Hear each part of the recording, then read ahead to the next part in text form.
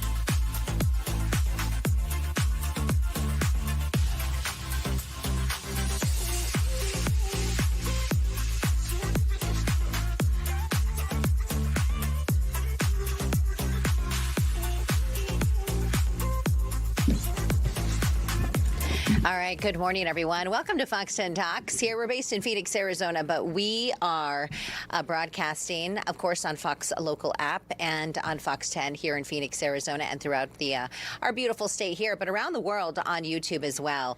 And good morning to all of you in the chat. Thomas Favola, good morning. Linda Monter, thank you so much. It's my wedding anniversary today, what? Steve. Yes. Happy anniversary. Thank you. Do we know the number? We do. It's double digits, 20. 20. Yeah. Congratulations. Times 2, double digits times 2. I know. know. My goodness. And you're celebrating here with all of us. Yes, we are. Yeah. Is there any plans for tonight? A nice dinner? I just thought we would celebrate here on Fox 10 Talks. That makes sense. That feels right. I'm actually, my husband is traveling with our son today, so I'm actually playing Mahjong with my girlfriends tonight. It's like the new bunco, apparently. That's how you draw it up. When you get married, you're like, what are we going to do on the big anniversaries? Yeah, on the big 2-0. What are we doing? I'm going to hang out with the girls on the 20th. That's right. So we're talking about, of course, some of the big topics. Iran launches a new attack. That's one of the big global headlines we're talking about as well. Let's go to our poll question at this hour. What should be the top priority regarding the war with Iran? And we'll get to Doug Luzader here in a quick moment. But come to a peace deal, 50% of you say you're going to vote in that direction. Protect shipping and trade routes, 20%. And keep U.S. troops out of a wider war, 30%. So we have many of you voting here. If you're voting, you can scan the QR code on television, but if you're in the chat, there is a link there in the chat. Or actually, Dave, I don't see the link, Big D. We're going to pin it. Dave's going to pin it for you in the chat, and then you can vote there. Steve, would you like to go over the YouTube poll, my friend? Yeah, YouTube poll actually pretty similar right here, which isn't always the case. Come to a peace deal at 44%, protect shipping and trade routes at 27%, and keep U.S. troops out of a wider war. That one is in second place at 29%, sort of neck and neck right there.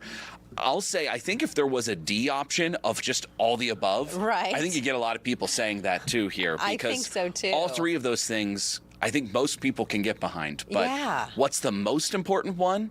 I think come to a peace deal probably encompasses the other two. Especially if you have someone who's serving in the military, or you have a grandson, grandchild, or a son or daughter, or maybe you're serving. We have a gentleman who actually watches, and he is based in Germany, the Aviator.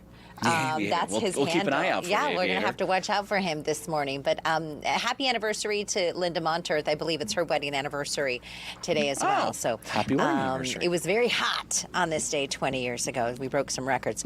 All right, we're going to talk about what's happening overseas in Iran and attacks and counterattacks between the U.S. and Iran. They've expanded dramatically overnight. Marco Rubio was saying he actually, his latest, when he was speaking with our nation's lawmakers there in D.C., he said, we understand there's a lot of back and forth. He said, one day we'll say, yes, we think there's a deal. And then a day later, hold on, we don't have a deal. He said, because we're dealing with people overseas in this situation that aren't really reliable. It's constant back and forth. That can be very frustrating, I think, to the public as a whole when we just want answers. And we can't trust the answers if they're saying, yeah, we'll say we're close to a deal, but tomorrow you don't know if that's true. And then they change their mind. How are you supposed to feel about that? Yeah, no kidding. So Doug Luzader, let's go right to him. He's got more on this topic, what's happening overseas. Iranian missiles streak off into the night in a video released by the Iranian military. U.S. Central Command says the new round of attacks also included drones. Yes. Writing on X, an additional wave of Iranian drones attempting to attack U.S. forces in Kuwait failed to impact intended targets tonight. U.S. Central Command air defenses successfully downed multiple drones and ensured no American personnel or assets were harmed. U.S. forces in the region carried out what were called self-defense strikes on Iran's strategic Qeshm Island. The U.S. military also released a video showing a strike on a ship's engine room as part of the blockade of Iranian ports. I know your staff wrote up this cute statement for your TikTok video, but it's not true. U.S. Secretary of State Marco Rubio, meantime, was on Capitol Hill, fending off attacks from Democrats over the war and what comes next. We are the strongest nation on the planet Earth, and we're in a stalemate with Iran. And now we're begging to get back into a deal that you all trashed in the first place. There's no one begging. President Trump insists that despite a number of reports, talks are still underway with Iran. As for his repeated claims that a deal is close, Rubio maintains that communications with the regime are difficult. And this is why you see reporting about there might be a deal in the next few days, because internally it takes time to get responses from them, sometimes upward to 5 or 6 days.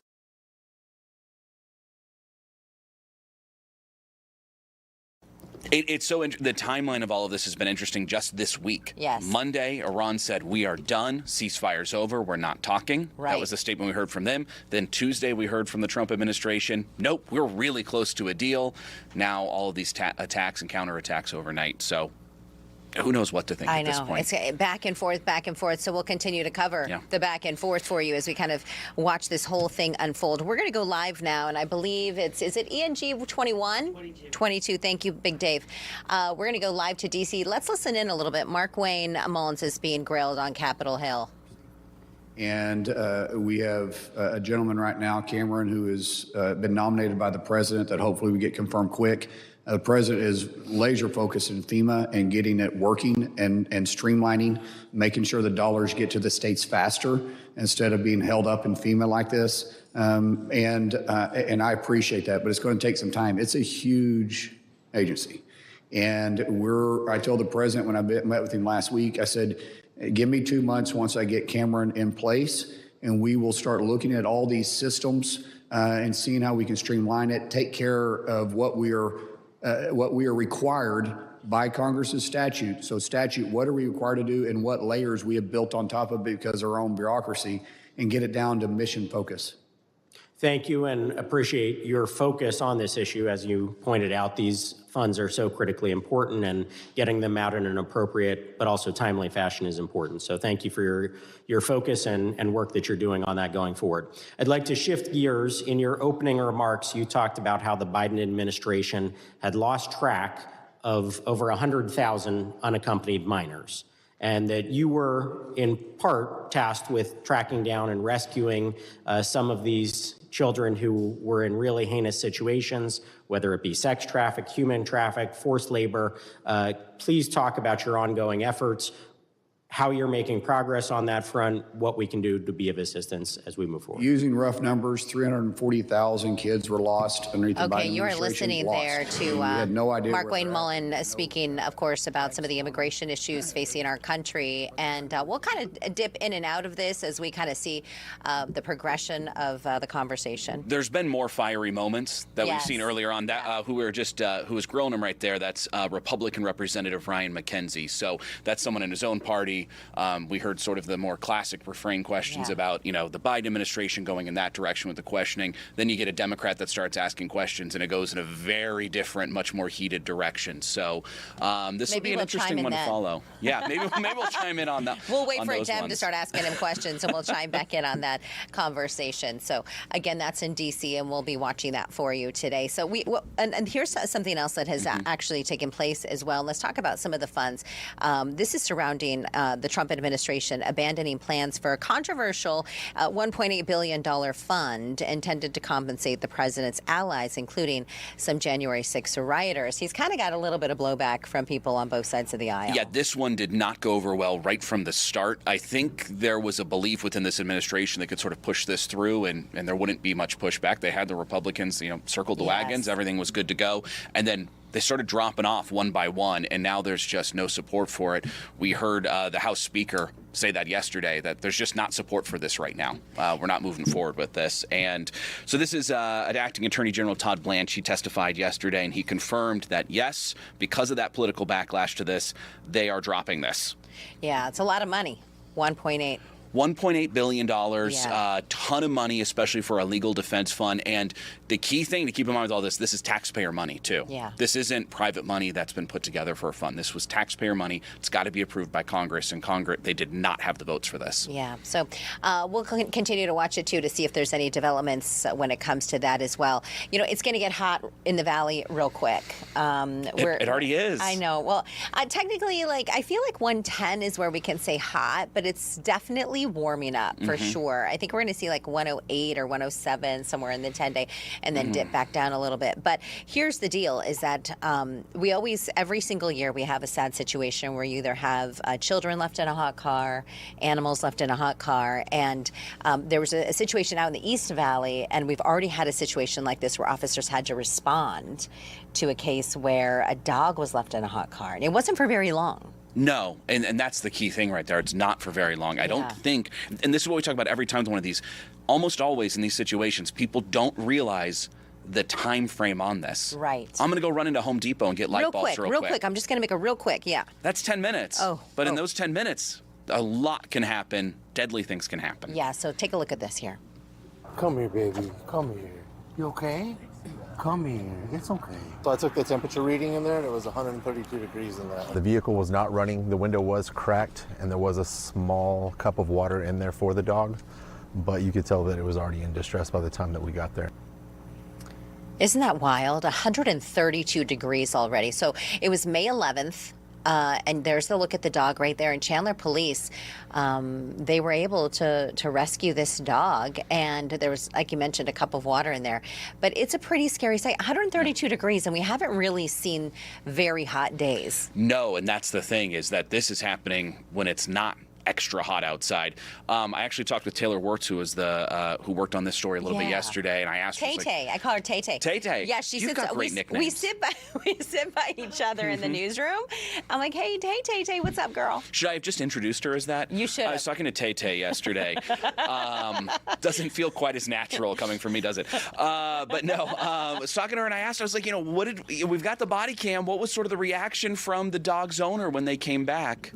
And they said, extremely apologetic, didn't realize how long they'd be inside. All those things you'd want to hear them say. They love their dog. They didn't mean for this, but at the same time, you got to make a smarter choice than that. You do. 30 minutes, 132 degrees inside. It was 107 on that day in Phoenix. So pretty scary stuff. So take care of your pets and your children. And even when you leave that window cracked and water that inside, does nothing. no, it's Does just nothing. still so hot. Yeah. We're going to see Bella in just a few moments with some tips on how to take care of your pets and care for them in this extreme heat just after the break.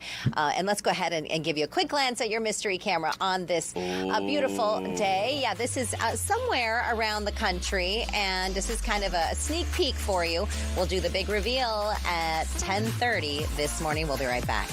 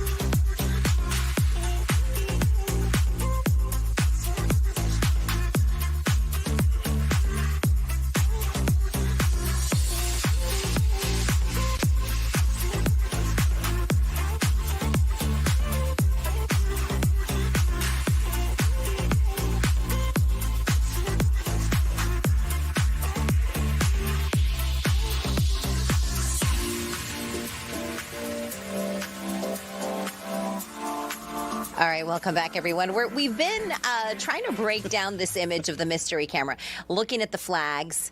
A lot of you in the chat, maybe you're going, okay, you have the American flag. Mm-hmm. What are the flags? You have the Jamaican flag. I think that's the Irish flag. What is the one on the far? What's the one on the far left? Is that Puerto Rico? The red with the blue and the white. I think that's Puerto Rico. I don't know. And we're trying to tell what type of flag is under the American flag. Oh, Gilligan's Island is what Thomas Favola says. You know, that's as good of a guess as I've got. That is one of the best shows ever. Well, and the skipper too.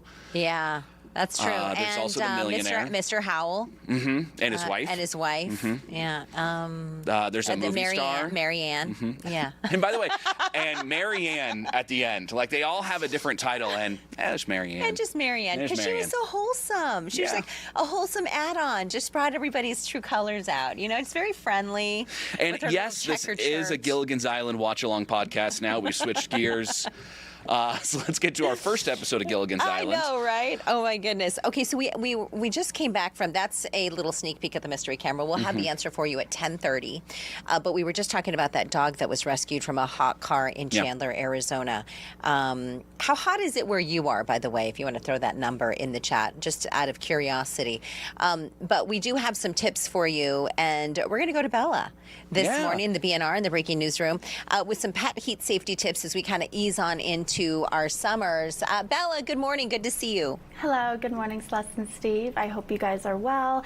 I just wanted to provide you guys with some pet safety tips because we're seeing triple digits the rest of the week. And just as you saw, a really scary situation coming in yesterday from that pet left in the car. Unfortunately, we do see hundreds of pet deaths a year with pets being left in the car. And of course, dogs, for example, aren't able to sweat. So they overheat even quicker than we do. So here are 5 tips to remember as we head into the summer. It is meteorological summer now, but 5 things that is important to remember is to keep pets indoors when possible, especially if these are indoor dogs. Just keep them indoors. Don't leave them outside like you may in the winter.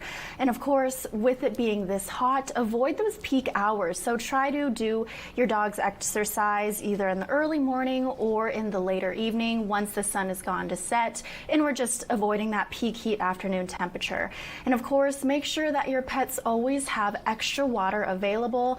And a good thing to remember is the 7-second rule when you are anticipating taking your dog outside for a walk. So if you take your palm or your bare foot and place it on the pavement, if it's uncomfortable for you to keep your bare skin on the ground for 7 seconds, that's a good indicator to not bring your pets outside because those paw pads can easily burn. Also consider booties if you're taking your dog on a walk or even just keeping them in the grass or dirt areas.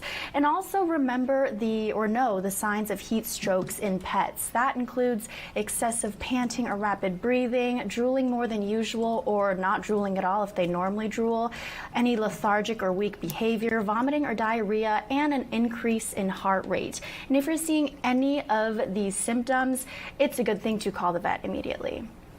All right. Those are great reminders, Belle. Yeah, appreciate all of that breakdown right there because especially the 7-second rule, that's good to know. Just thinking about with my own kids, we just went, we're doing swimming every night right now. Oh, that's good. Little swim lessons. So we go to the pool, and my 1-year-old's not doing the lessons. It's the 4-year-old doing them. Okay. But she wants to run around the whole time, and she's 1, so she wants to take her shoes off immediately. Oh, and are they on fire? So I'm checking every single time when we're out there, and I make sure we go to a different part of the pool where it doesn't heat up that concrete because, I've got flip-flops on. I'm not necessarily thinking about it, and then all of a sudden, she's running around. You don't want her feet to get burned or anything. And we're talking about a kid, not a pet. So you're doing them outside? Are they in like someone's backyard or your backyard? City pool. Oh, nice. Yeah, through the city. Love it. It's dirt cheap. It's like, I'm not even joking, like $20 for the whole week. Yeah. And it's a half hour every day for a week. Isn't that great? That is so great. This state, and I really mean this, the county as a whole, they're so good at those things, making those things accessible. Yes. Yeah. We have a lot of pools in Phoenix, too. Are a lot of the pools, what city do you live in? Gilbert. Are a lot of them open? The city pools? Absolutely, everything's open now, right? Yeah. Yeah, with summer, like kids out of school and everything. And they're world-class pools. I cannot stress, I'm going to go on a little diatribe here, but I moved here from Rhode Island, which I loved, where, ocean, all of that, that's great. There was not really any city pool options, and water was murky there. Sorry, Rhode Island, I love you. But, and then there was like a country club there that everyone wanted to have the pool membership. And all it was just a pool. Like there was no splash pad component or anything. And then you come out here, you go to Chandler's got a pool for $1 you get in for. Yeah. And they've got a lazy river going around and there's free splash pads everywhere. Everywhere. Yes. I mean, how we treat families in this state. Remarkable. I don't know why Taylor Swift lives in Providence, Rhode Island. I don't know. Why does she do it? Well, if you saw her house, I think you might understand. It's up on a cliff. It's on a cliff, It's on a cliff. Watch Hill. By the way, I think Rose is watching from Tempe. Good morning, Rose. She asked about Mahjong, and she said, you know how to learn. There's a lot of different clubs out there. If you Google, Mahjong clubs. There's a Phoenix Mahjong club. I'm sure there's one in Tempe. I love Tempe, by the way, my hometown. Is that a card game or a dice game? Mahjong is they're almost like little cubes, it's like a dice game kind of. Oh, okay. It's very hard to explain. You almost have to sit down and play. I've played a couple of times, and before you know it, 3 hours have gone by. and you're still playing. It's really, really fun. Okay. Yeah. All right. My girlfriend. Thanks for the invite. So I'm coming tonight and I'm learning how to play. If you want to hang out with a bunch of ladies playing mahjong, you are more than welcome. It actually sounds like a hey, really everybody, fun time. here's Steve. He wants to learn how to play mahjong. My girlfriend Dorothy, she's Filipino and Chinese, and her mother, who is Filipino, she's going to be there, and they're both going to walk us through it because there's some other girlfriends that want to learn, and so we're going to play tonight. Could I wear one of those poker visors where it's the clear green hats? Yes. Like that? And glasses. And glasses. Don't forget your poker face, Steve. Absolutely. And Your it's not a card game, but I'll have the mahjong cards up no matter what. Your mahjong face.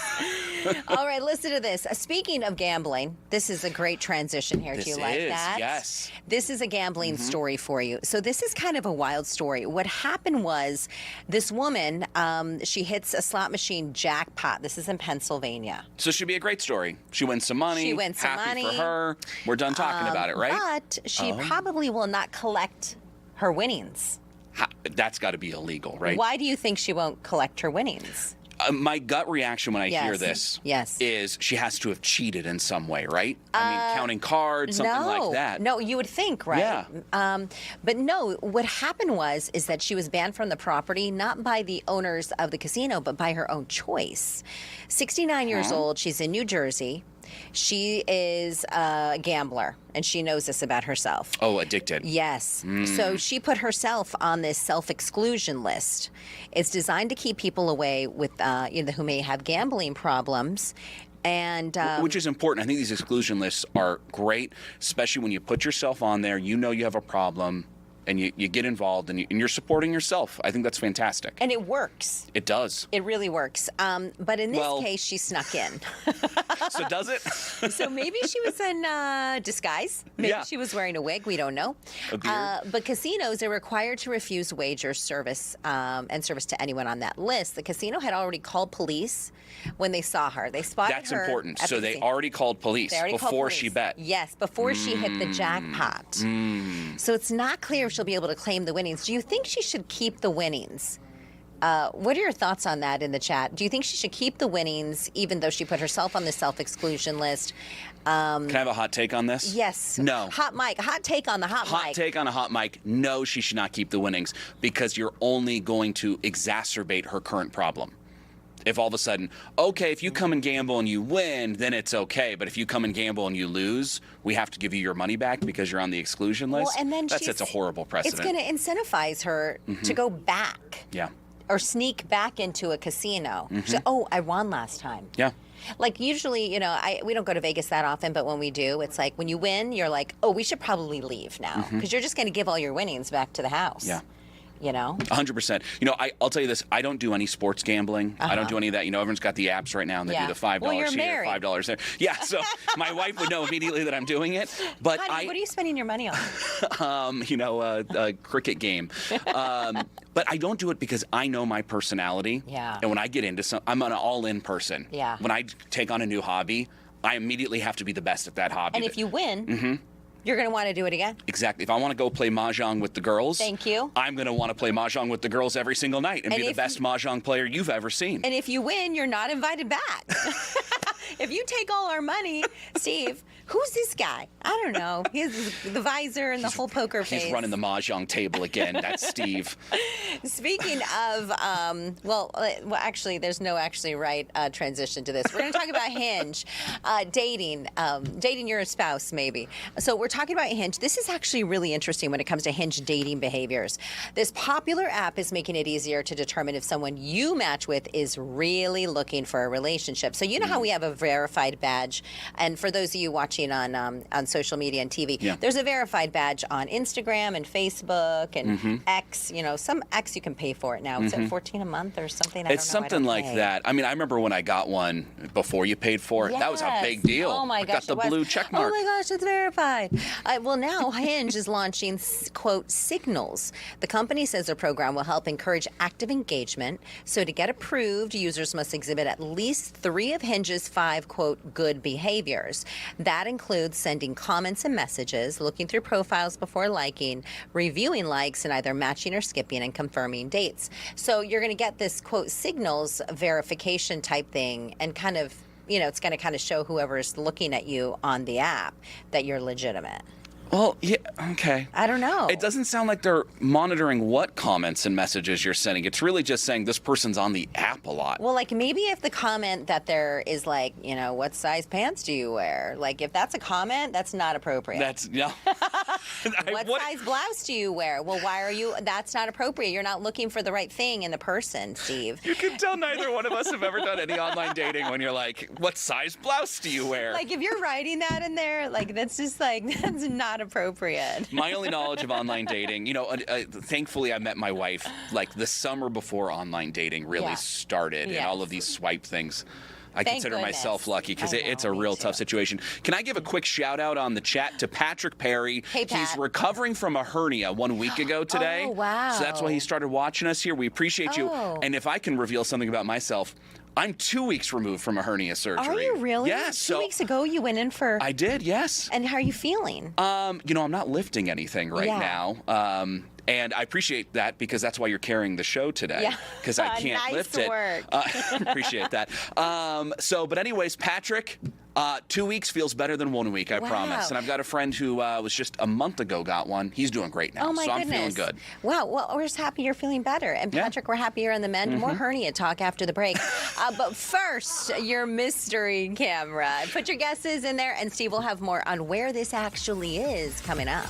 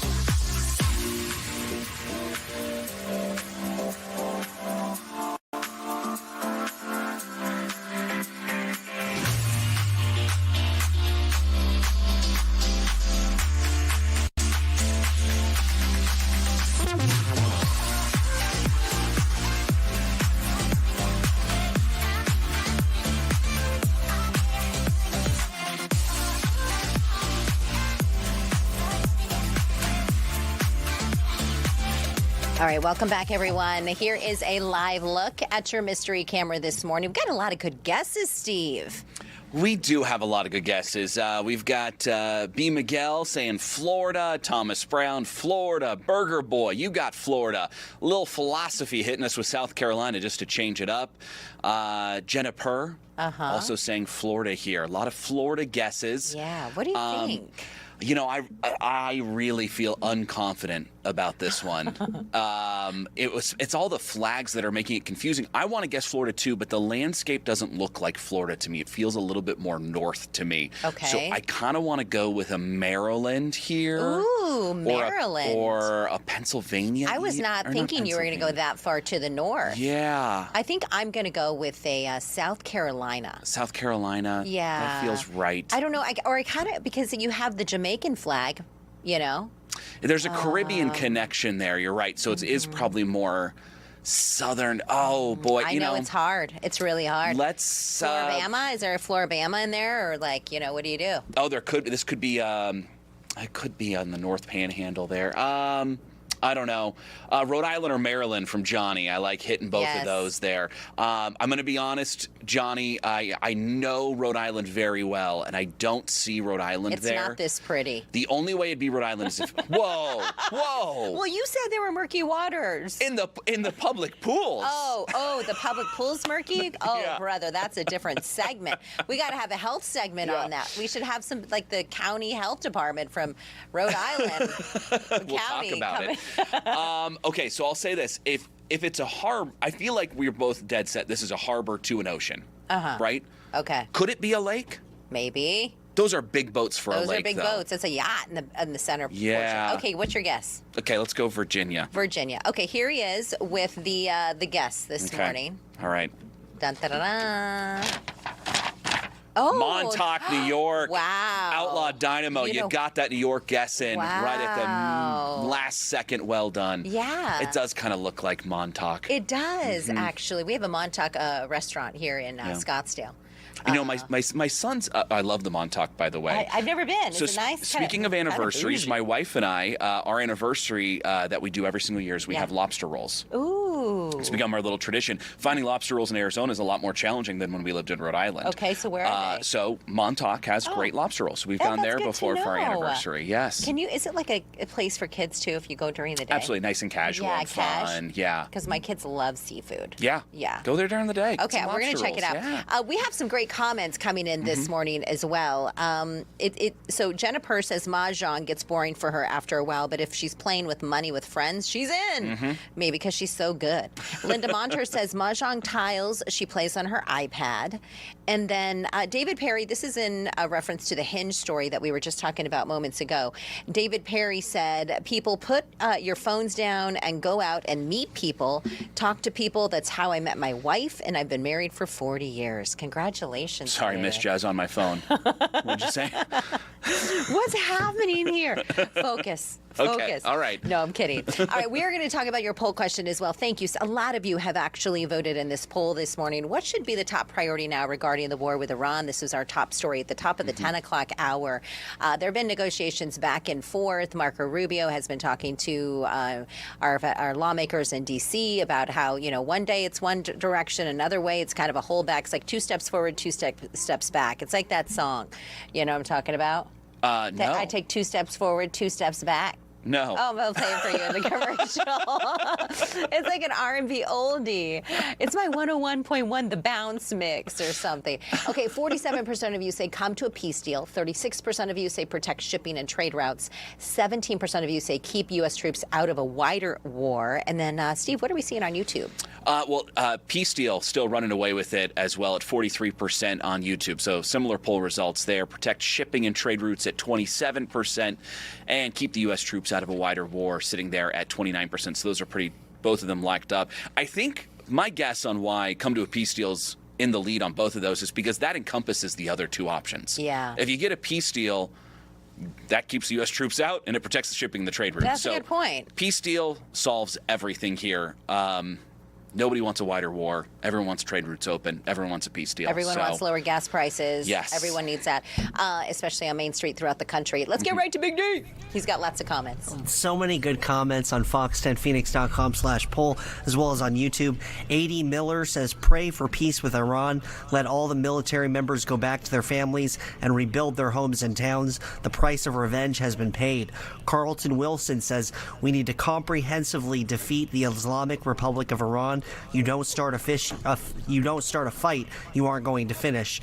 Bill Moretz, 8718, says arm the Iranian people and let them take out the rest of the regime with limited help. They are the only ones that have a right to determine what the next government will be.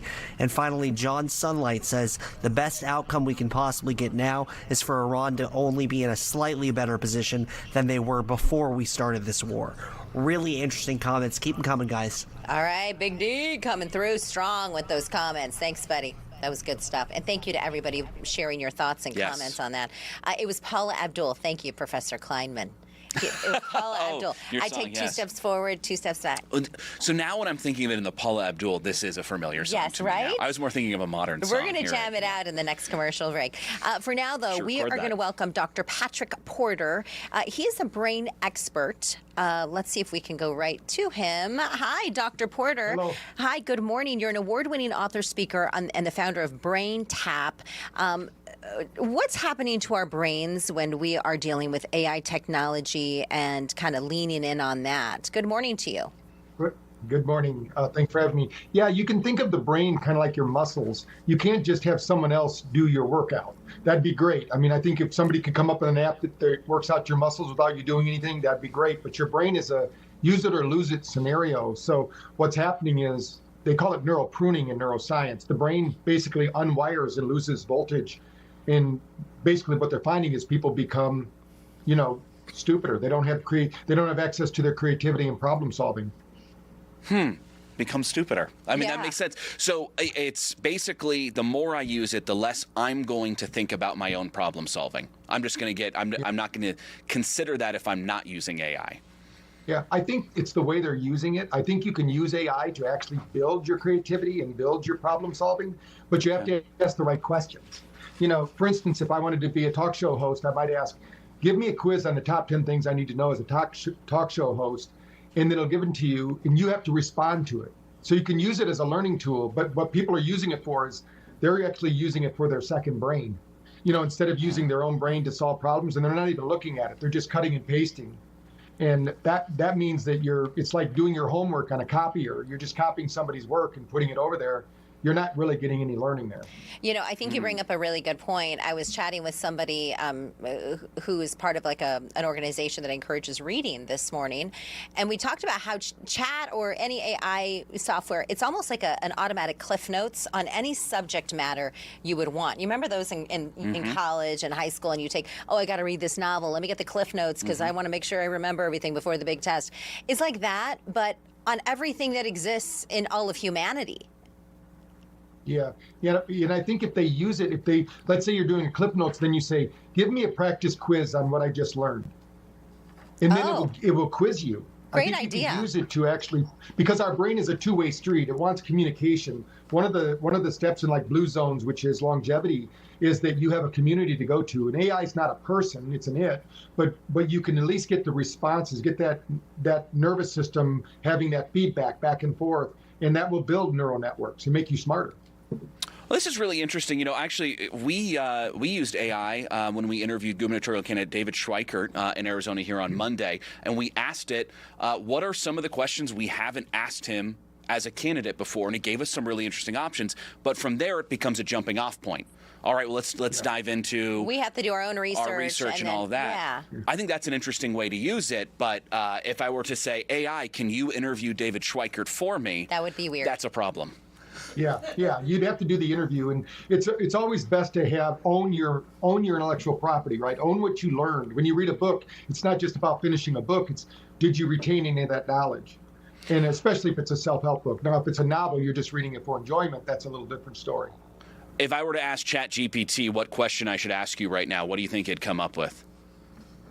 It would say, ask him about what they call neurogenesis, how you get your brain to grow and learn and create neuroplasticity. I'm sure that's one of the questions it would ask. Okay, so give us the answer to that, if you don't mind, right. Dr. Porter. So anything you do that's novel and new and unique, your brain has to be challenged. Stress isn't a bad thing. It's all about recovery. So when you're thinking about learning anything, hit that learning hard, but then take time to reflect on that knowledge.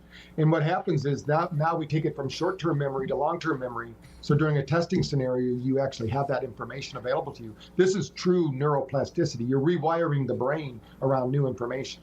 And I think a lot of us, that's what we want to do, right? Because obviously the technology isn't going anywhere. So how do we stay smart, stay alert, and become better humans and kind of give AI some boundaries, if you will?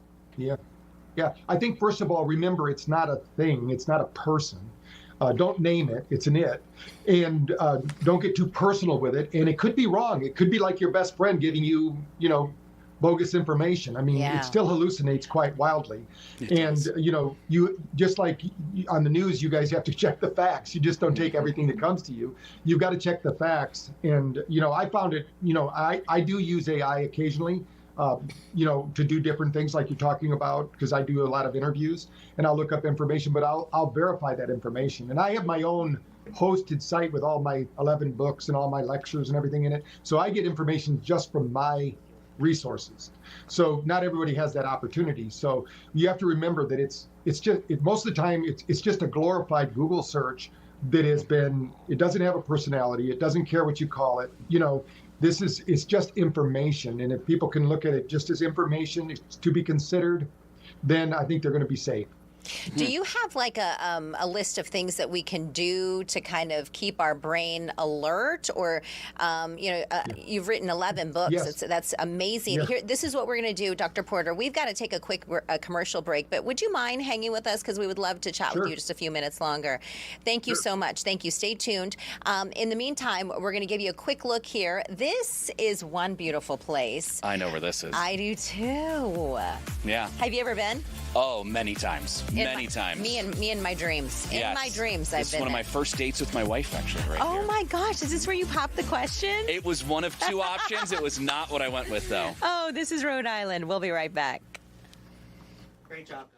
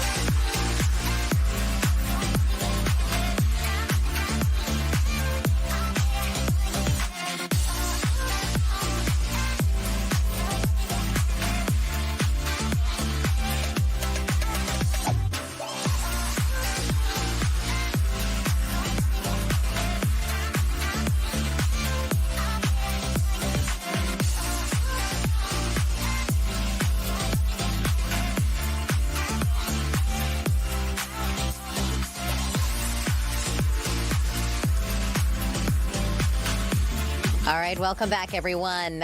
This is Rhode Island. Steve, you said this was one of two spots you were thinking of proposing. Proposing to my wife, yes. So this is Beaver Tail Lighthouse here. This is on Jamestown Island, which is in the middle of Narragansett Bay in Rhode Island. We can go deep into this if we want. So that's all volcanic rocks that are right there. Okay. And do you see that that hexagon-shaped structure there to the top left? Yes. That's actually where the lighthouse used to be. And a huge project about 40 years ago was they were able to pick up the historic lighthouse and move it to that new location because it was falling into the water there. And we can't have that. Can't have that. No. It was one of my first dates with my wife. Was we just went and had nice lunch sitting on the rocks out there. Oh my gosh. Yeah. Hair, spot. the wind blowing in the hair. Yes. Very romantic. It was wonderfully romantic. Look at you. And, do you also listen to jazz music? Occasionally, I'll say this. I don't have game anymore, but one day I did. Yeah, come back on. in the 20s. Come on, bring it, John Coltrane. I'm sure you still have something, buddy, because you've been married now. Okay, so we're going to get back to Dr. Porter just for a couple of quick minutes here. Dr. Porter, thank you so much for hanging with us. We were just chatting before the break about ways to keep our brains alert or, keep moving in the right direction, even with all this AI banter. Sure. I'll give you a few tips that are very simple. They probably already have them in their kitchen. Number one, we need to physically take care of our brain. So one of the things we can do is have really good olive oil. They say that 1 tablespoon a day will reduce your chances of dementia by 40%. Wow. Drink half your body's weight in ounces of water because your brain dehydrates while you sleep. So your brain shrinks 3/4 of an inch every night. So if you get up in the morning and drink water with Celtic salt, not table salt, but the full spectrum salt, that's going to do it. And then take time for recovery during the day. It's not all about stress. It's about recovery. And so at night, I'll just teach one breathing technique that they can do. When you're laying in bed tonight, after whatever you do in bed, then when you're laying back and nobody's going to bother you, breathe into the mental count of 4 and breathe out to the count of 8. This is going to exercise your nervous system and probably going to give you the best night's sleep you've had in a long time because 2/3 of the world isn't sleeping. And the best thing you can do for your brain is get a great night's sleep. So when we breathe into the count of 4, we're triggering something called the sympathetic system. That's our fight or flight.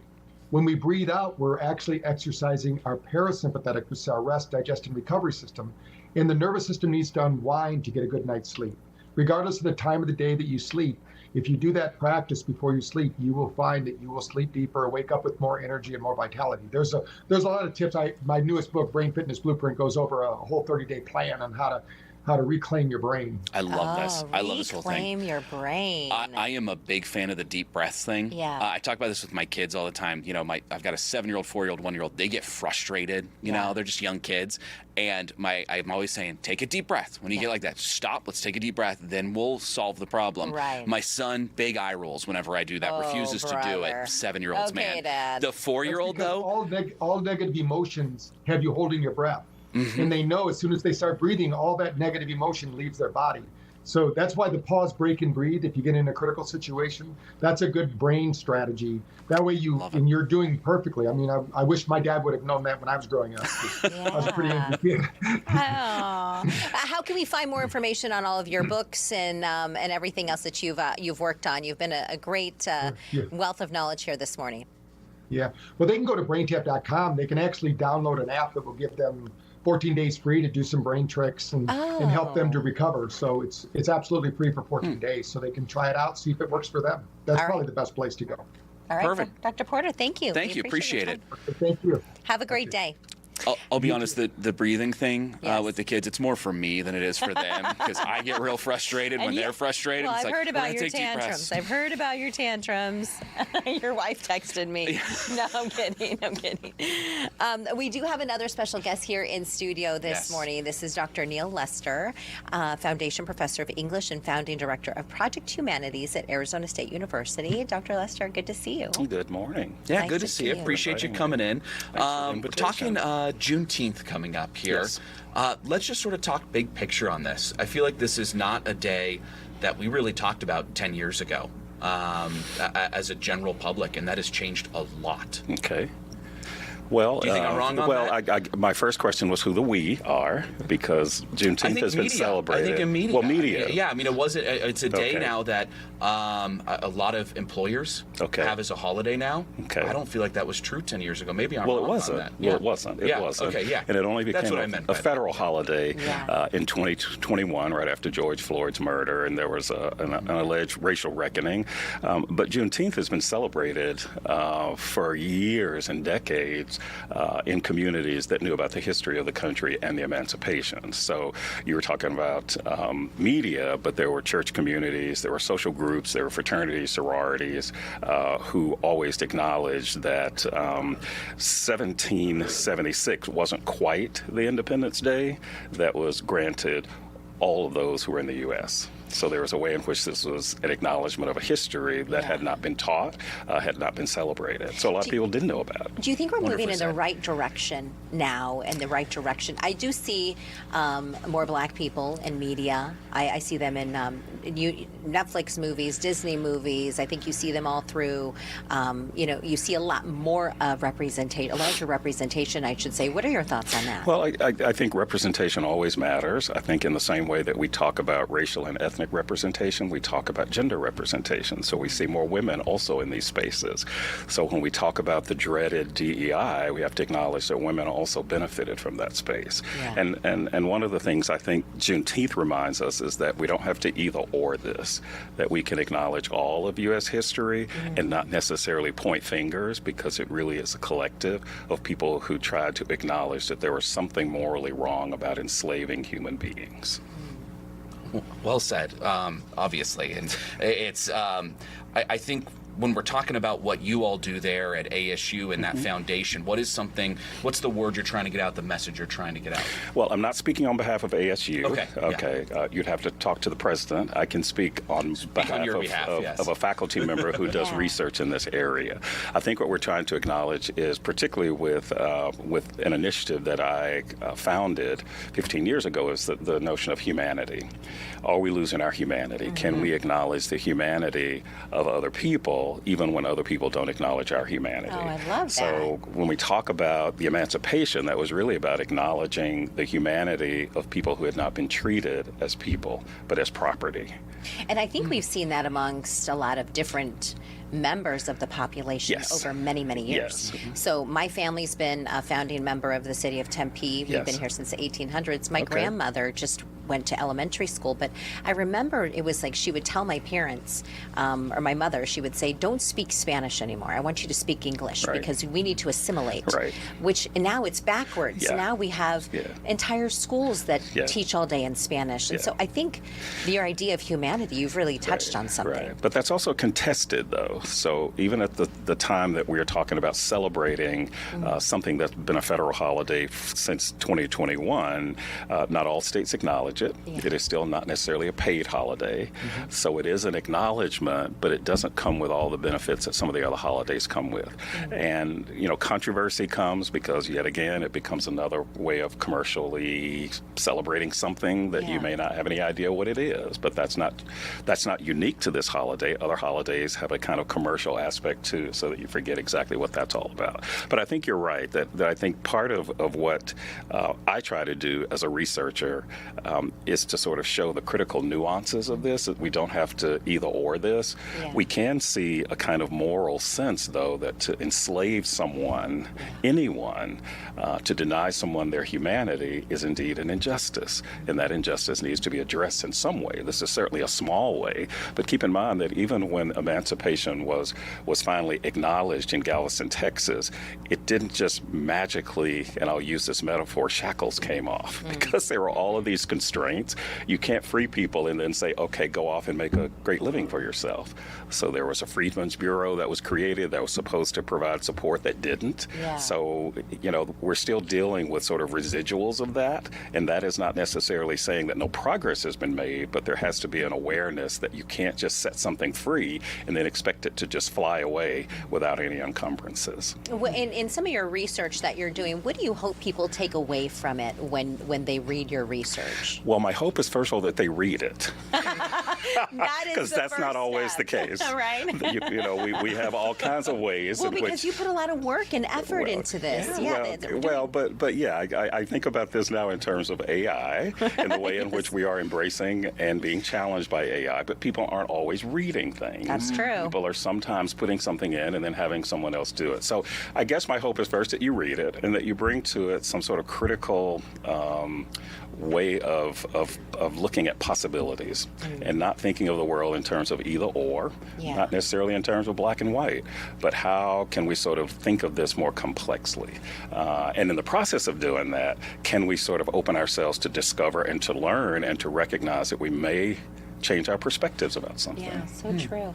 How can we find more information and read your research? Where do we find your research? Or have AI read it for Right. Well, having AI read it doesn't mean you'll understand it. So there needs to be some critical conversation about these ideas in the same way that we just had a conversation. I learn, you learn. I'm easily Googled, but I do have a director's website at projecthumanities.asu.edu. So even though I direct Project Humanities, I also have my own research that is not necessarily part of Project Humanities. It brings people together, talk, listen, and connect. But that's fundamentally a way of getting at humanity, talking, listening, and potentially connecting. Yeah, listening is so important. That is a big part of it. Yes.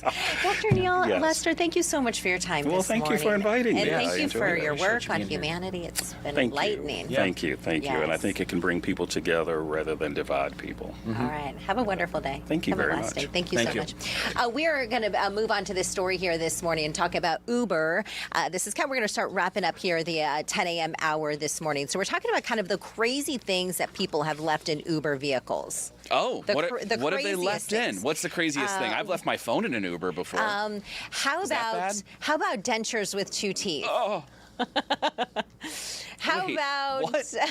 Dentures with 2 teeth. How about like a wig, a human head? Like all these crazy things. A walkie-talkie, piñatas. Look at this. Is the lost and found. A traffic for cone. Uber. Yeah. A little Care Bear. But Uber has compiled all these items in a lost and found collection. Oh, there's somebody's wallet. He's probably missing those credit cards. We so appreciate your time. Throw your answer in the chat if you've, forgotten something crazy and wild in an Uber. Maybe your house keys. How'd you get inside? Did a break in? Thanks for watching, everyone. And Steve, thank you for joining me this week, buddy. Thanks for letting me be here. Give me some Had nuts. a blast. This was fun.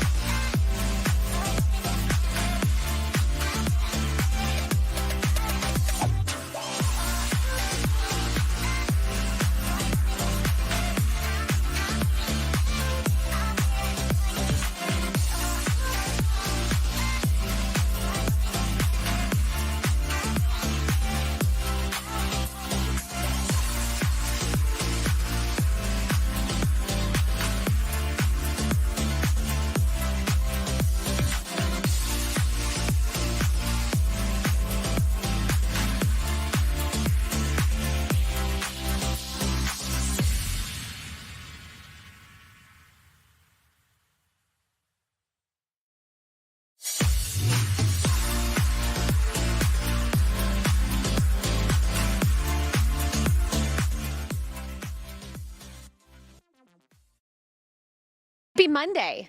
For It's me, your Monday. yes, it is my Monday. And what feels like my first introduction to Arizona summer. Yeah, it's like today getting during my live shot this morning, I was like, it's okay, getting it's hot. warm. Yes. And they're definitely, because you last week, what were our temps in? It was like the 88 at one 90s? point. Yeah. And you were talking about how lucky you were. Yeah.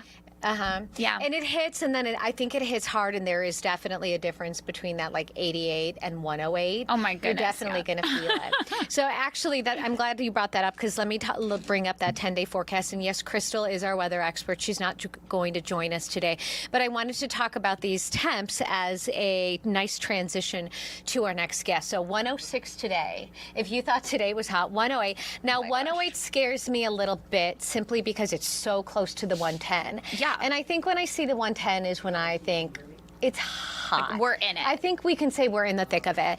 We'll cool down a little bit Sunday into Monday, so 104, 103. Crystal, we were talking about the cloud coverage, remember last week? And she said, don't be fooled. That doesn't necessarily mean we're going to see cloudy skies. Okay. I feel like I can easily survive a 108, 110 if it's not full-blown sunny. Right. There's a little overcast. Yeah, maybe. I'm okay with that. It's not necessarily the heat, it's the sun that gets me. So let's introduce our first guest, you guys. Captain Ryan Bearchell. Yes, thank you. With the Salvation Army. Hi, Captain. Hey, good morning. Nice and close to that mic, because they're not like, there we go. You got it. Not a problem. Good morning. Tell us a little bit about what you guys got going on at the Salvation Army. Yeah, speaking of heat, like you said, that is definitely something that's going on with the heat. We have what we are calling our heat relief program. We're a part of this great association, Maricopa Association of Governments. And what we do is we provide locations for people to come get out of the heat, get a cold bottle of water. And a lot of our locations also provide things like chapstick or sunscreen. Socks. Yeah. Oh, yeah. I learned that a long time ago when I first got out here and was doing stories with you guys about the kits that you put together. And one of the things you ask for are socks. And you don't think about the fact that the pavement, the grass, it's just hot. No, you're absolutely right. Things that sometimes we take for granted, socks, undergarments, hygiene products for men and women. The people that live on the streets, this is even more so a much more difficult time of year. And so you're absolutely right. Something like socks are very much needed. Well, that's just, how many people do you see come through? And I guess what do they say when they get these kits from you? Yeah, so last year, during the heat relief time, we served about 175,000 to 200,000 water bottles. Okay. And with those, we give out the kits as well. And to be honest with you, they're so appreciative, and our goal at our heat relief centers is not just to come in, grab your water, and get out. We open the facilities. We have a lot of great locations. Actually, I think we have 10 locations here in the Valley, which you can check our site for the times and stuff. But you come in, just sit back, enjoy some air conditioning for a little bit, and take a little load off. We also want to talk about this new campaign that you have, and it is to honor America's 250th birthday. You're inviting Americans to give $250. It doesn't have to be $250; it could be $250, whatever people can give, because we want to celebrate America. We want to celebrate community, and keep giving back in a big way. Yeah, absolutely. With the 250th anniversary, we're asking for $250. Our goal is $250,000, but we're aware, not everybody can give $250, but we don't want to discourage anybody. As you said, $25, $10, $15, it can all go a long way, because we are all about community. That's the great thing about our nation is people come together when times get tough. And so we just want to remind people that the need is always there. The need is always there, and with their generosity, we can do so much with that. We can provide the waters that are needed. You know, you can buy 7,000 water bottles. You know, let me break down these numbers. You guys sent us a press release a couple weeks ago, and we first chatted. So, $250 donation can provide 50 meals for hungry neighbors. It'll give 7 families a food box for 7 days of meals. Offers a week of safe shelter for someone experiencing homelessness. Can keep a family in their home by helping pay rent or utility bills. Supports children, seniors, and veterans. And as you mentioned, it buys 2,000 water bottles. That is absolutely life-saving. Absolutely. And you know, the Salvation Army, the only way that we're successful is when we have buy-in from our community and from our people. That's the way that the Salvation Army, you know, we depend on the donors, we depend on volunteers, and when people give resources to us, whether it be socks or whether it be $250, we want to be very accountable to that, and so we want to use it and we want to stretch it as far as possible. So, like you said, those statistics, they're very real numbers, and those meals, the cooked meals that they get, they're authentic, good meals. I've had plenty of them, you know, so it's really something special. What do you want people to know? I know there's so many different ways to give, but what do you want people to know about the Salvation Army and what you guys do locally? Because I think a lot of people think that they're donating to this like bigger entity, but everything really stays local. That money stays local. And thank you for asking that and pointing that out. You're absolutely right. So the Salvation Army, we are worldwide. We're in over 140 countries. But the beauty of what the Salvation Army does is that we are dedicated to the community that we're in. And so, you know, the Salvation Army has been here in Arizona since 1893. Wow. And so for a long time, we've had people put trust in us, and we do not take that for granted. That's the way we've been able to survive for so long. And so we want people to know that when you invest in your community and when you give your donation to the Salvation Army and you say, hey, this is for heat relief, that money is going to go towards heat relief. We have a lot of programs, which you can see on our website, salvationarmysouthwest.org. Right now, we have kids that are getting ready to go out to summer camp. So if you wanted to donate that money and say, hey, this is for kids going to camp, that money is going specifically for that. So we are a large organization. We have many different ways that you can help. But if you have a passion for a certain area, we're going to make sure that your donation goes in that direction. So I did a little Googling, and because you were talking a little bit about it, started in 1893 when an officer rented a room in the Road to Ruin Saloon. Yep. And the saloon was later named the Road to Heaven, marking the city's first core. That's so fascinating. What an evolution. At what point, you know, in the history here of the Salvation Army, did it turn into the food drives, the water drives? You have so many locations valley-wide to make it easy for people to get this assistance. Yeah, and I think that was really the initial goal from the beginning. When it was founded, you know, we're a Christian organization, but what we found was that there was a big gap in society. You had the people who have and the have-nots, and the have-nots were not very attractive, and you know they were not easily approachable. And so our founder said, "Hey, we can't be that. If we're going to love all people, we have to love all people." And so in that story that you read, he decided to stay in a saloon. He said, I'm going to stay right where the need is. And so that's the beauty. That's the reason why I joined the Salvation Army, is that we want to be more than just talking. We want to do. And our mission statement is to, you know, to preach the gospel, but to meet human needs regardless of ethnicity, religion, you know, the list goes on and on. We want to just be a brother or sister to the people in our communities. That's incredible. That's really doing the service, too, that we all, you know, talk about. We have been looking at video, not of water drives, but of the Red Kettle campaign. Yes. And I know in years past we have been, this is infamous, right? Yes. And I mean, I remember as a kid seeing the kettles, but I didn't really know what the Salvation Army was. You know, I'm a kid walking in, but I see people donating. I know in years past it's been a little tough because of the way the economy is. How are we gearing up for it? I mean, I hate to say it, but it's June. I think we've Christmas already been is planning like, it. Right? Christmas is like 206 days away. No. We're not counting, though. No, but who's counting when it's 110 degrees outside? But that campaign is so essential to everything you do year-round. Absolutely. You're absolutely right. And the fascinating story behind that was it began in San Francisco when a Salvation Army officer was like, you know what, we need to find some money somewhere. So he took a pot out of the kitchen, went out to the street, and literally had a kettle out. Literally. Wow. And so, that you're right. It's become kind of our hallmark. And what we'd like to remind people is that, yes, we do that at Christmas time, but it's supposed to just be a reminder. The reality is that the need is year-round, right? Mm-hmm. And so you're absolutely right. We're already planning for Christmas again this year. And you're right. The economy is tough. Times are tough. We find different ways to give, like with our website and online giving and so forth. And, incredible partners like yourselves who are allowing us to just tell our story.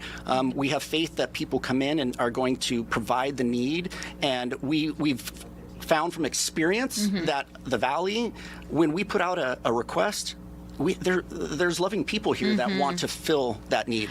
I love learning about these humble beginnings and just like unique stories There's of some crazy how, stories. like everything that we know today, like the Red Kettle campaign and the Salvation Army in terms of like the broad organization. Sure. Just hearing how it started in a saloon and it started in San Francisco, which is where I grew up, with just like somebody taking out a pot, and so it's really fun to learn that and see. You what don't have to give money necessarily because again, people are struggling. The gas prices are up. We'll be talking to an expert here after the break about that. I'll be listening. You're welcome to stay. But there are so many other ways to give back. We have about a minute and a half, but you can volunteer, you can, help out in different ways. You can hand out the kits. Absolutely. I don't want to sound redundant. Yeah. But you can continue. You can go to our website, the Salvation Army Southwest.org, and on there, especially as we get closer to these holidays, but year-round we have volunteer events going on. And you're absolutely right. We have families that come out, especially during the holidays. We've had families that have come out generationally. Yeah, we've and they seen tell that their at stories. the Thanksgiving meals. They're Absolutely. great. And so we as the Salvation Army, we just want people to know that if you have a willingness, we'll find a way to make it work. Yeah. Right. Everybody has gifts and talents. Some are financially, some not so much. Yeah. We can find a way. Absolutely. Okay, so the campaign, the Celebrating America's 250th, there's no end for that one. This is going to be an ongoing campaign. Give everyone the website. You have great social media, any way that they can reach out to you guys. Yeah, so again, you can go to the salvationarmysouthwest.org. Okay.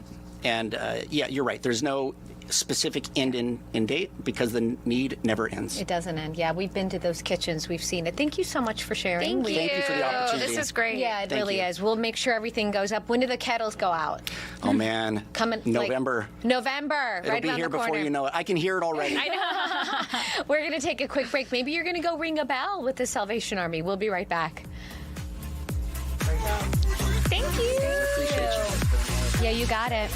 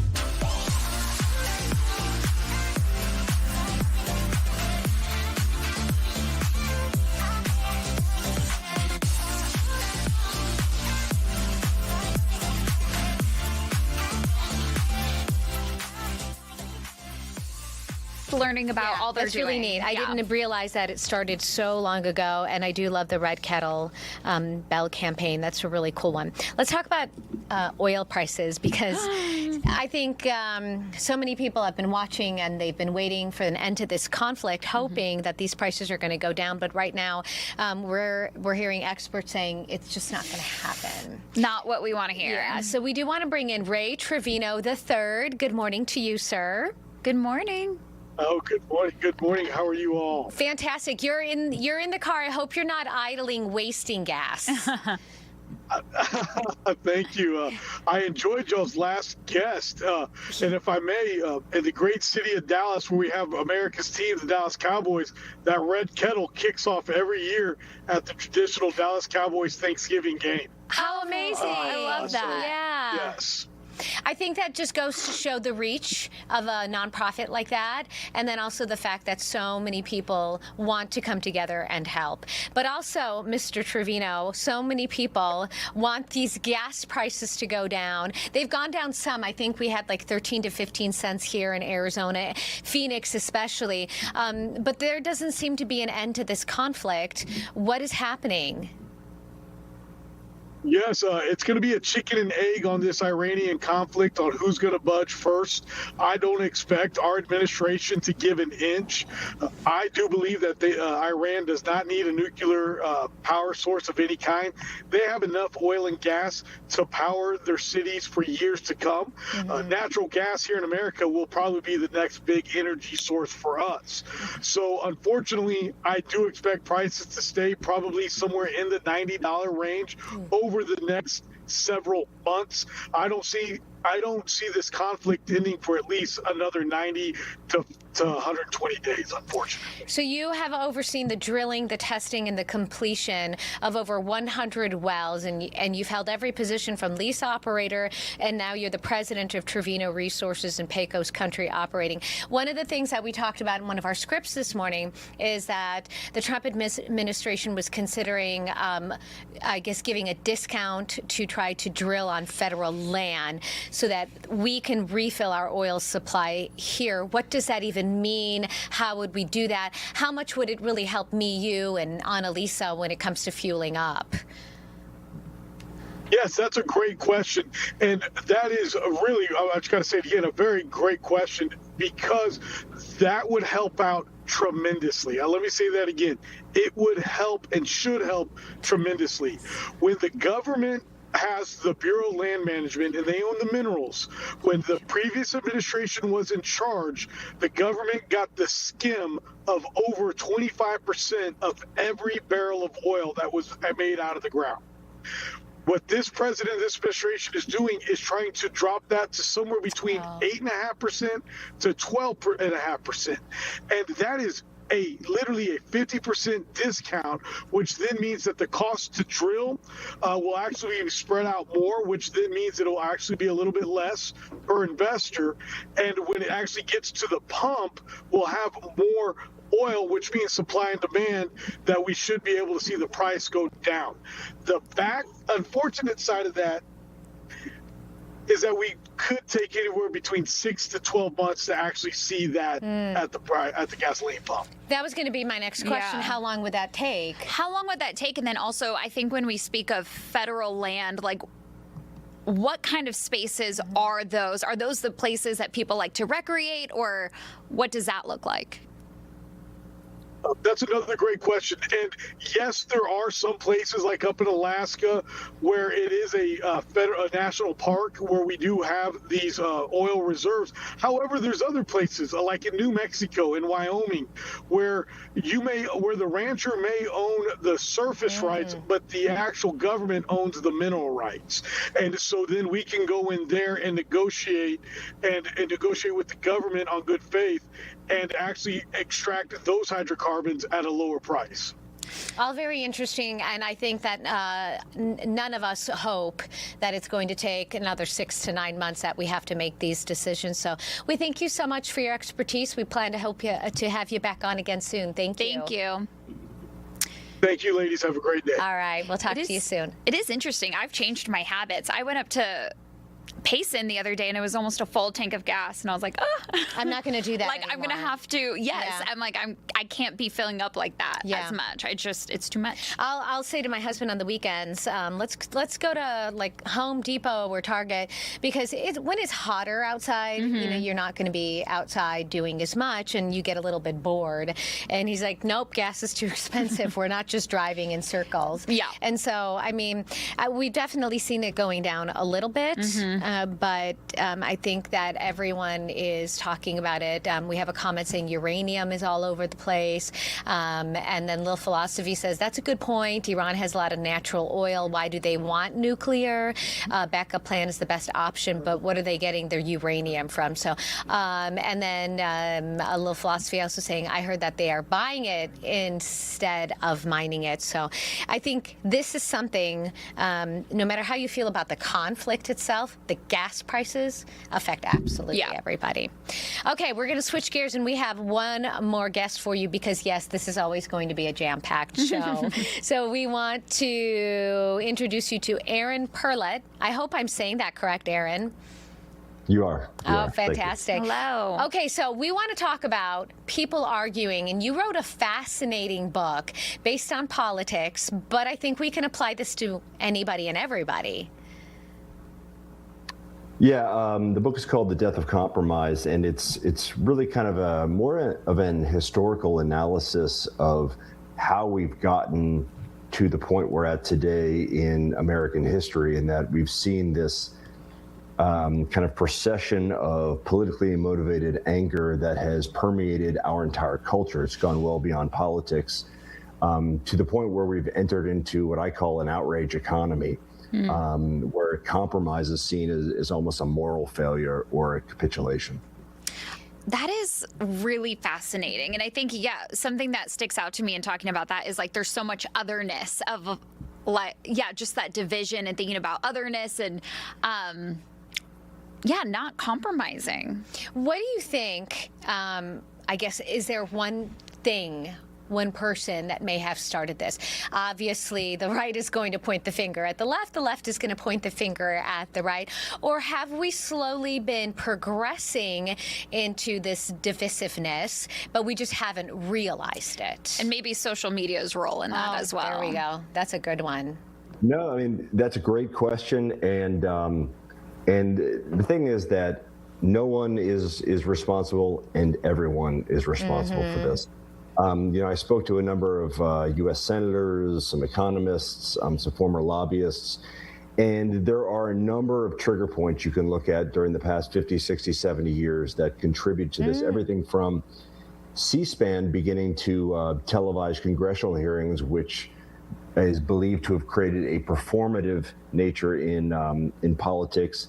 In 1987, something called the Fairness Doctrine was removed by the FCC that created basically opinion television in news, which was not allowed prior. So this led to the creation of Rush Limbaugh, Fox News, MSNBC, all of these things. So that was like another step. And then you mentioned social media, and I think it's a really good point because we've essentially algorithms now are grouping us into our own individual tribes, and they're making us angry and vilifying those that we don't think exactly alike. And so there's a number of things, and I try to catalog those without assessing any blame, because I have zero interest in trying to tell someone you should be a Republican or you should be a Democrat or you should have conservative values or liberal values. That's not what this book is in any way. It's really kind of, if we don't learn from our past, how are we going to try to tamper things down and model behavior for kids and young people that are really just trying to ideate how they feel about the world and politics and human culture? Let's talk about political violence. If you go ahead. Piggyback. You mentioned that in the press release that you sent us, and I think that's really interesting because one of the things that you talk about, left or right, this is not necessarily political, but the assassination of Charlie Kirk, who was political. We have several attempted assassinations on the current president's life, including the incident that took place at the Correspondents' Dinner, where you have people media, members of the media from both sides of the aisle attending, the political violence is like something we've never seen before. Is it because, I mean, President Lincoln was assassinated, President Reagan was shot. Is it because we have the social media, so now we see more of it, it was still happening, or are people growing angrier and angrier and committing these violent acts? I think it's because we've started to vilify those whom were different then, more than anything else. But you're absolutely right in that the volume of political violence over the past 15 and 20 years, I mean, even there in your home state with Gabby Giffords, who, someone shot her who he didn't believe that a woman should be in political office, so he shot her, and that's how he was addressing his political concerns. But you're absolutely right in that with Charlie Kirk, I didn't particularly believe in his platform, but he was going about what he wanted to do in the right way. He was trying to change hearts and minds and speaking to young people and engaging them. And that is how our political system is supposed to work. And that was right on the heels of 2 legislators in the state of Minnesota that have been gunned down, one of them killed along with her husband. And, it really started to upset me. And so when Charlie Kirk was shot, that was, to me, kind of the straw that broke the camel's back, and when I started writing this book. Amazing. I'm curious for you in our final minute here, just moving forward, what is, if you could look into a crystal ball, like what is your forecast for our society in this topic? And what is your advice or guidance to people who maybe want to compromise more and change it? Yeah, we have 1 minute left. Yeah, there's a great model that's been put forward by the governor of Utah called Disagree Better. And there's a number of governors and other political figures that have been signing on. And it's simply about trying to resolve issues that are political in nature in ways with conversation, with negotiation, instead of violence and anger, and not vilifying those that are across the aisle from us. And I think if we can better try to model that behavior, it's going to be better for our society now, as well as young people who are growing up and seeing the way grown-ups are acting. How do people get your book? They can visit either deathofcompromise.com or they can go to Amazon and buy it there. Awesome. Great information. Thank you for joining us. Great conversation. Thank you so much. Have a great afternoon. Thank you. Okay, we'll see you guys tomorrow.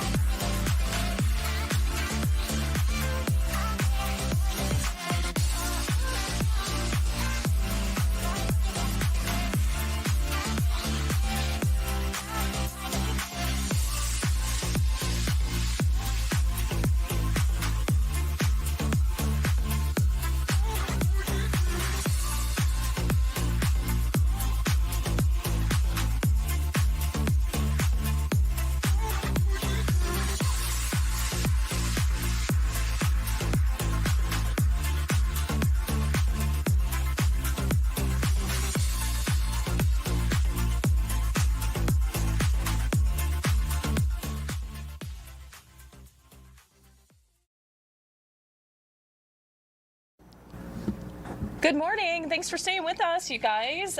It's now 11:30, and we are continuing Fox 10 Talks. And I have the pleasure of being able to host with the beautiful Yay! Desiree and Danielle. I know. Awesome show. The Double D show. Yes. And then we were mentioning with Dave behind the ones and twos over there. Where is Dave? How are you doing today, Dave? We're the triple I'm calling Ds. you out. The camera shot's coming. Oh, the camera There we go. There he is. Hi, friends. There's our third D. I love you guys. It's so fun to be here. How are you doing? You good? I'm fantastic. The Des and Danielle show with a little Dave in there is terrific. It's terrific. Right? What more can you ask for? What more do you need? On a Wednesday? Bingo. A beautiful shot we started with there of downtown Phoenix. It's a hot one out there today. Yeah, it really is. Let's see, is that... Oh, this is our mystery cam. So how about an early look at that? Okay. Ronnie is also helping us relabel buttons as well that we push here. You guys, I wish you could see it. It's a panel with so many buttons, and she does her best to rename them so I know which ones I'm pressing. Which one is that Phoenix camera shot of downtown, Ronnie? Oh, I don't know. We're going to call you DJ Des. I don't know. Oh, it's DJ Des. Oh, it's Ren 35. Come on. She would have to put it in. Just give us a minute. Okay. On the But ones you and could put you on the twos. two-shot for now. Yeah, we'll throw it on the two-shot, but I'll take that downtown shot whenever you can. Funny thing is I grew at high school. I went to high school with a kid who would DJ on the side. Oh, and he little was entrepreneur. Like, yeah, he goes, if you ever DJ with me, I'm in. Your name is going to be DJ D Ray. I was like, oh, that's actually great. I'm going to be D Money Miller. There you go. There you go. I love it. I need the headphones. Dave, where are my headphones? Turn me up in the snare, or whatever they say. Doesn't Eminem say that? I don't know. All right, you guys. So there's ENG 21. Here's 22, right next to it. There we go. Figured it out. Thanks for bearing with us today, you guys. It's 11:32. I just wanted to pull up the shot of downtown Phoenix. It's a beautiful day here. Obviously, we're in June, so we're in the thick of our triple digit. It's coming. Yep, unfortunately, triple digit. It is. But we have some news unfolding. Yeah, some breaking news. Yeah. Do you want to walk us through? Yeah, we've seen, kind of over the, since Trump took back the administration, talking about DEI policies, but it has just been released that the Justice Department Civil Rights Division announced today that it launched an investigation into diversity, equity, and inclusion practices at Arizona State University. So all of this is off of some recent viral videos indicating that ASU denied equal treatment to students based on race, color, or national origin, while attempting to hide its discriminatory practices from federal scrutiny. This is what prompted that investigation there. So this is something we'll definitely keep a close eye on. It says the division's investigation will examine whether ASU subjects its students to illegal discrimination through its DEI policies in admissions, recruitment, scholarships, tutoring, and its provision of educational support. So the civil rights decision has not reached any type of conclusions at this point about the subject matter. All of this still under investigation. So definitely something we will be keeping a close eye on as it goes through the Justice Department, the Civil Rights Division there. Yeah, and this is just coming in. So just in a quick search, the concealment tactics are a big part of this investigation. Federal officials say that recent viral videos have suggested the ASU attempted to hide some of the discriminatory practices from the federal oversight and compliance reviews. So we will continue to dig into that and, work to see what that's all about and what that investigation really entails there. And now, another story that was topping our newscast this morning. You may remember it was a story that you were on this morning, Danielle, from 2 years ago. Christmas and even night, back then, it was, anytime you hear there's a shooting anywhere, really, it's alarming, but especially when you hear that there's an active shooting investigation, an active shooting situation at Phoenix Sky Harbor, and that is exactly what happened on Christmas night, 2024. Yeah, and we have your report from this morning, so we're going to go to that and let folks get more of the details from that. Good morning. And according to the police department, all of this started on a third-floor restaurant here at Terminal 4, Phoenix Sky Harbor. It was a family that got into some sort of argument, and that argument then led to violence. Oh, my God. What's the emergency? Come to the airport. I need the airport police. And you can hear those cries for help on Christmas night in 2024. A shelter in place was briefly ordered as investigators tried to work through the chaotic scene.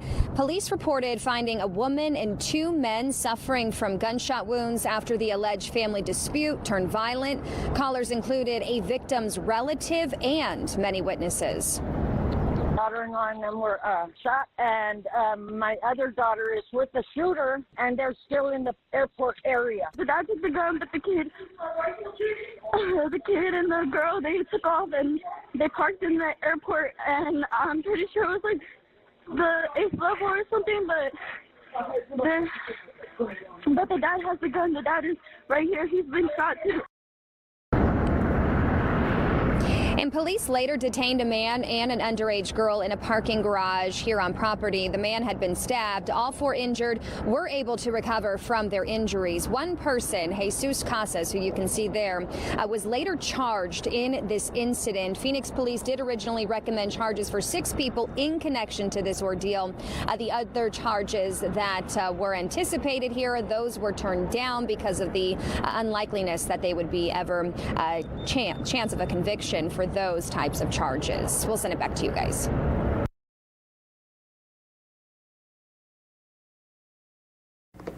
Yes. So it's just a wild situation that unfolded that night, unfortunately. Yeah, and when you think of something like that, it's typically, an active shooter, but, this was kind of one family, multiple people, lots going on, as you can imagine. And I don't know, I know it was nighttime on Christmas, so I'm not sure how busy the airport was, but definitely I'm sure it's increased, obviously the holidays, so a lot of people there. And to hear some of that 911 call too, it's like to say, oh, the dad's got the gun, and how frantic witnesses were. And then it got even more confusing. We don't have any video to roll of it, but it was in our newscast this morning if you were watching.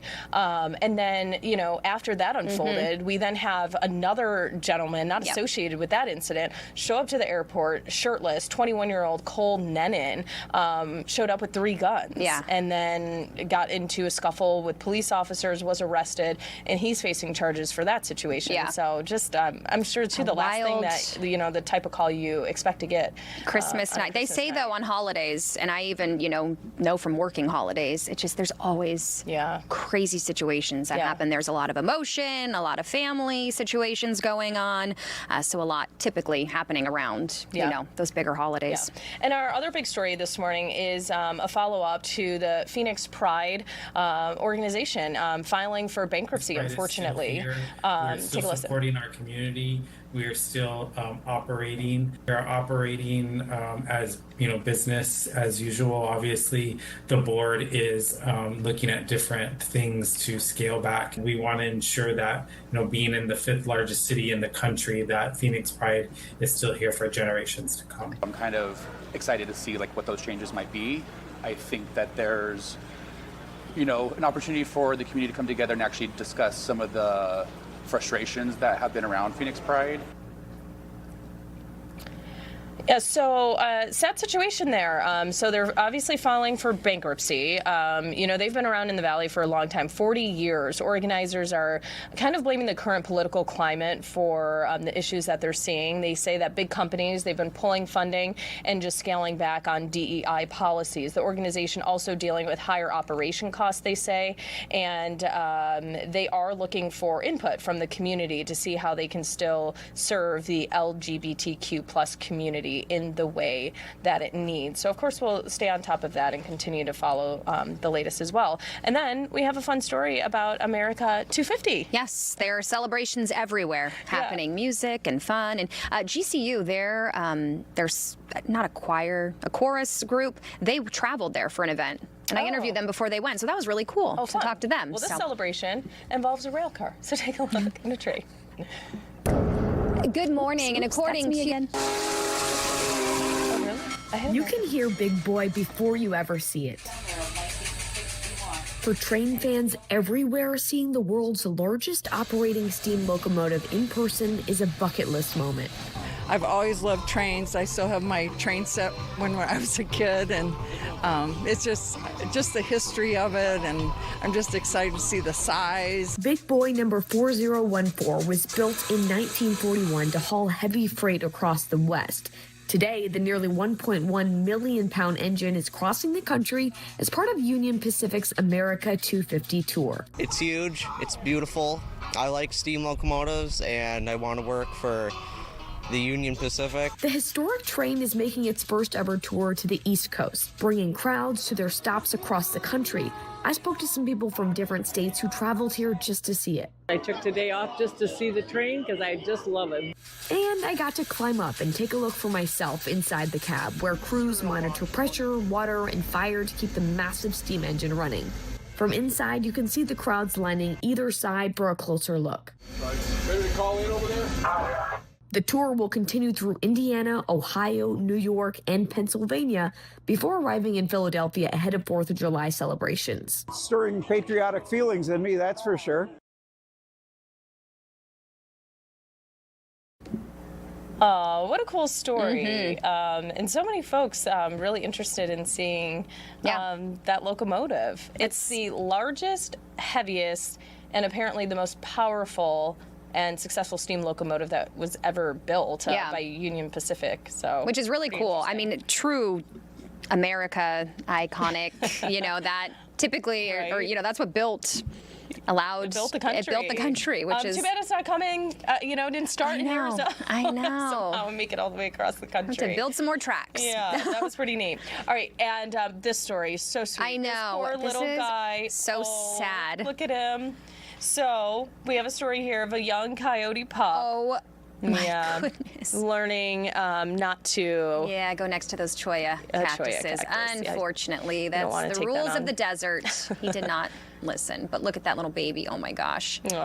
So he was actually rushed to the Southwest Wildlife Conservation Center after that run-in with the cholla cactus there, and you can see, I mean, it's so hard to count. I wonder if they were keeping track and counting as they were pulling the spines out. I don't think they ever but there were had a number there on were it. hundreds Yeah, of them. definitely. Oh, here, And hundreds of spines from his body. And look, I mean, different sizes too, so you really have to check that guy over as they're trying to work and get those out. And you could tell they don't come out very easily. Gosh. Poor guy. Yeah, that is so no fun.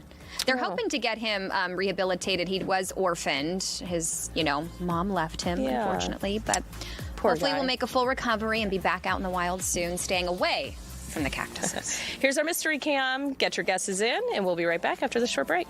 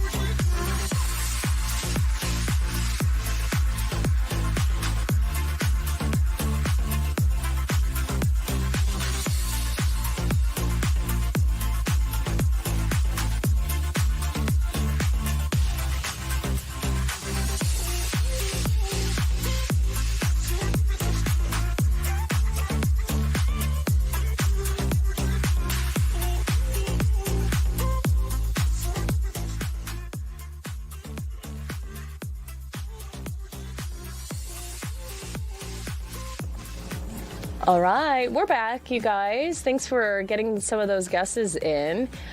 Danielle is liking Little Philosophy's guess. Do you want to tell us your guess and why you think? I say Florence, Kentucky. That's where all my family is from. And I see a water tower over in the distance, which in Florence, Kentucky, if anybody has ever been there, it's iconic. It says Florence, y'all, on the side of it. So, and it is so green like that everywhere, on the freeways.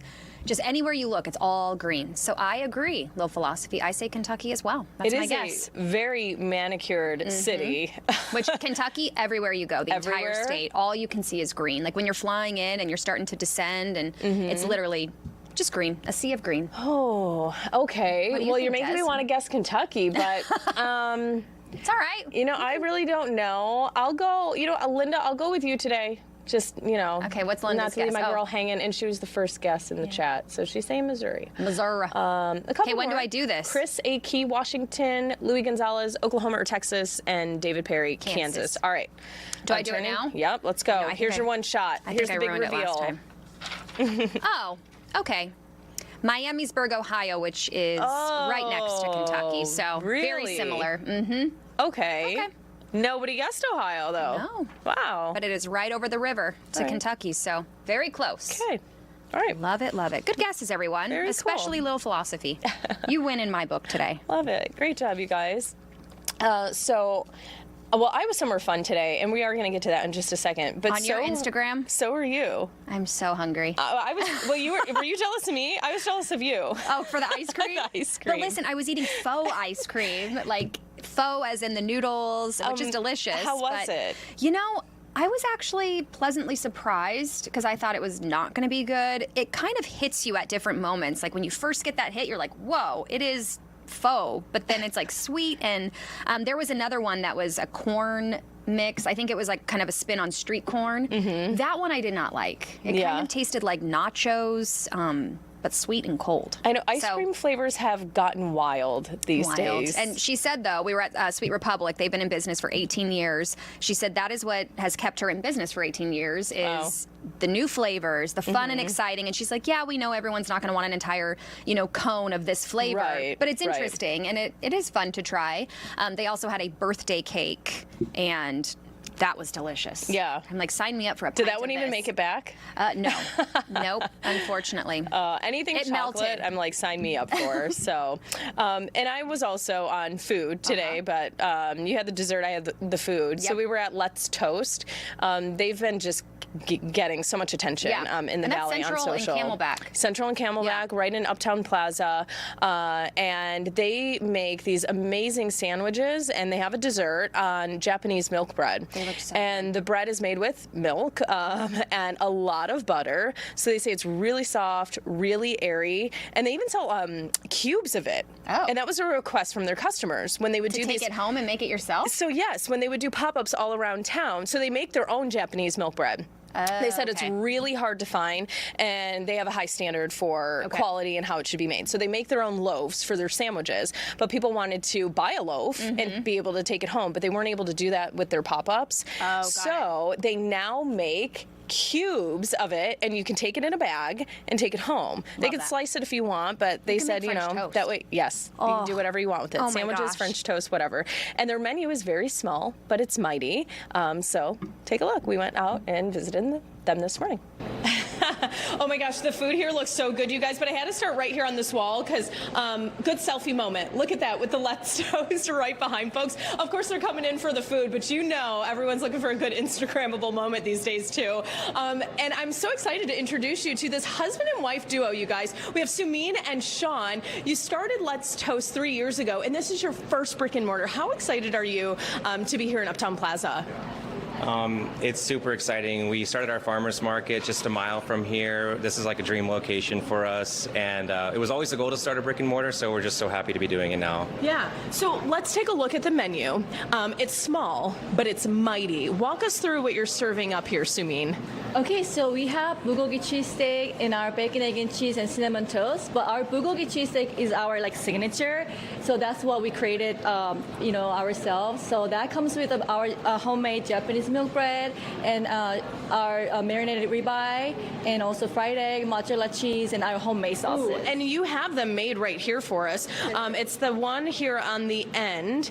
That looks delicious. And bulgogi cheesecake, special to you because your mom had a restaurant in Seoul, right? And served this up. That's right. Yeah, she had a Korean barbecue restaurant since I was born, and she recently retired. But yeah, that's kind of the recipe she passed on to me. And then the one in the middle there, Sean, what's that? That's our bacon, egg, and cheese. So that one's going to be really popular in the morning for people looking for a breakfast sandwich, and it is served all day as well. And then dessert or breakfast, I guess, if you choose, what's the cinnamon butter toast? That is actually one of our new items that you can try here at the restaurant. That's going to have our homemade white chocolate ganache. It's going to have the caramelized cinnamon on the outside, powdered sugar, and strawberry toppings as well. All right, and let's send Brian back to Simon, who is busy in the kitchen preparing some orders for customers. What sandwich is he making right now, and what's he doing? So he's making our bacon, egg, and cheese. So again, it's homemade Japanese milk bread, and then crispy bacon, and then also our homemade like the egg scrambled yolk, and then he's like putting sauce on the top right now. That's also homemade. Oh, what is the sauce? It's a sriracha mayo, and then our special secret sauce, white sauce. Oh my gosh, it sounds so good. And on Japanese milk bread, what is it? How is it different than, traditional loaf of bread that a lot of us are used to? Yeah, so a lot of love goes into making milk bread. It has milk and cream, and there's a whole process when it comes to proofing it. So it's a lot of hard work, and it's something that's kind of hard to find in Arizona. So we decided to make it ourselves, and we enjoyed the recipe so much that our whole menu is based off that special milk bread that people love. Okay, and you guys have been doing pop-ups for about 3 years. You've gained such a following in the Valley. This is the first brick and mortar, and you see he's ready, Simon, ready to serve those up to our customers. We're going to have Brian come back out and come back to the front, because what's exciting about the brick and mortar is that you guys have added a new product. What is in the bags right there? It was kind of a request from customers, and you guys made it happen. That's right. So a lot of people have been asking us, can we buy your bread? And before, we didn't have the resources to do that because we made it ourselves. But now we sell it in a brick loaf like this, so you can take it home. You can make whatever you want out of it, sandwiches, French toast. The sky's the limit. Oh, and the fresh watermelon juice right in the middle. Let's end with that, Sumin. Yeah, so that's literally just a watermelon that cut and blended. Oh. So yeah, it's like very, very refreshing. So everything is super fresh when you come in, you guys. Look at this. Which one are you guys choosing? I got a sweet tooth. I'm going the cinnamon butter toast. Ooh, all right. So that was my pick, Danielle. Yeah. You heard it. So which one would you go for? Looking at them now, I would have to say the sweet one. With the strawberries on top, that looks so good. Yeah, that was delicious. I'm so hungry. And they make their own fresh, white ganache for that too. Oh, so yeah, we were even, mentioning look at those cute little stuffies and the packaging, everything is. They're adorable. But what's even sweeter, I guess, about Let's Toast is their story. Yeah. So they're a husband and wife. His name is Sean. Okay. She's Sumin, and they met in Seoul. He actually is from Arizona, but he went over to teach English, and then he met her. She was an actress at the time. I'm like, wait, what? Tell me more. They fell in love. They've been married, together 8 years, married 4, something like that. And then they decided to move back here, and she missed just her mom's food. Mm-hmm. She owned the Korean barbecue restaurant, and she was like, I miss the food, and we wanted to do this, bring, this deliciousness to the Valley, and there you go. So really cool that we get to meet these people. I feel that the street food and, just these flavors and just everything is coming here to the States. Yeah. And thank goodness it is, because it's all so good. So add it to your list. Go to your next cheat day. I know. I think somebody up there says, I'll try it during the weekend. Yeah. That's my motto. There you go. Weekend calories don't count. Yeah. They were really good. I did have a bite of the dessert one. Oh, the dessert one. Okay. What about the others? Delicious. Did you? No, I brought them back and we passed them out. So I was going to say, sometimes. Again, I need to wait for the weekend. Eating on camera and those looked a little big. I have no shame. Yeah. Everyone thinks it's hilarious. I'm like, I just let food drip all over my whatever. It is what it is. Whatever. Let it roll. That's live TV for you. We have a couple minutes left, about 3 minutes or so. So let's talk Amazon. Yep. Prime Day. Are you getting in on Amazon? I sometimes do. I usually do a lot of the kids' toys because they do a lot of great deals on that. And Millery, my daughter, goes through toys. I'm sure you know, Des. 1 minute they're hot and she loves them, and the next minute she hates them and they're in her room collecting also dust. sometimes like just want to take all your kids' toys and like put them in a bucket and toss them? Yes, every day. They're everywhere. I have bins and bins and bins, and luckily I've gotten Millery on the we need to donate. But her thought is let's put a bin together to donate, and then let's go buy another bin filled with toys to bring home. I'm like, no. You're missing the concept honey. here. I'm trying to purge.